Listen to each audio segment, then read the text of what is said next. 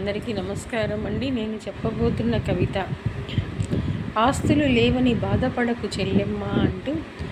ఆస్తులు లేవని బాధపడకు చెల్లెమ్మ, అంతస్తులు లేవని బాధపడకు చెల్లెమ్మ, ఆస్తులు అంతస్తుల కన్నా అణుకువ మిన్న చెల్లెమ్మ, కష్టపడితే కర్మభూమిలో వెలుగవుతావు చెల్లెమ్మ.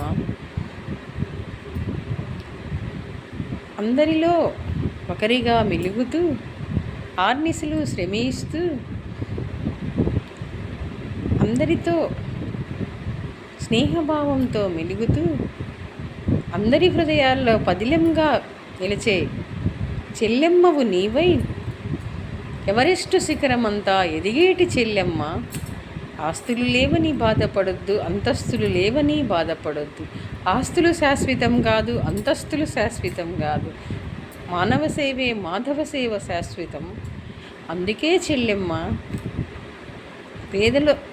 పేదింటిలో పుట్టానని బాధపడకమ్మా చెల్లెమ్మ.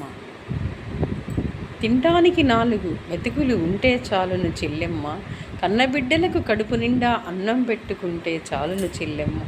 ఆస్తులు అంతస్తులున్నాయని వారిని చూస్తూ నువ్వు దిగులు పడుతూ కూర్చోకు చెల్లెమ్మ. నీ పనియే నీకు శ్రీరామ రక్ష చెల్లెమ్మ. అందుకే చెల్లెమ్మ, నీవు ఎదగాలమ్మా ఎవరెస్టు శిఖరమంతా. ఏది ఇక్కడ శాశ్వతం కాదమ్మా. పుట్టేటప్పుడు మనము ఏమీ తేలేదు, వెళ్ళేటప్పుడు ఏమీ రాదు చెల్లెమ్మ. మధ్యలోనే ఈ ఆరాటాలు పోరాటాలు చెల్లెమ్మ. అందుకే నువ్వు అస్సలు దిగులు పడద్దు చెల్లెమ్మ. నీవు కరుణామయుడు కలియుగ దైవం దీవెనతో కర్మభూమిలో వెలుగయ్యే మా చెల్లెమ్మవు నీవేనమ్మా. తాగుబోతు భర్త అని ఎలా బ్రతికేది, బిడ్డల్ని ఎలా బ్రతికించేదని బాధపడకు చెల్లెమ్మ. తాగుబోతులను మార్చాలి చెల్లెమ్మ. ప్రతి మహిళ కంకణం కట్టుకోవాలి, మహిళా అభ్యుదయానికి పాటుపడాలి. ఈ తాగుబోతుల్ని మార్చి మాతృభూమిలో మహిళా అభ్యుదయాలకి పాటుపడుతూ చెల్లెమ్మ నీవు ఎదగాలమ్మా ఓ మా చెల్లెమ్మ అంటూ.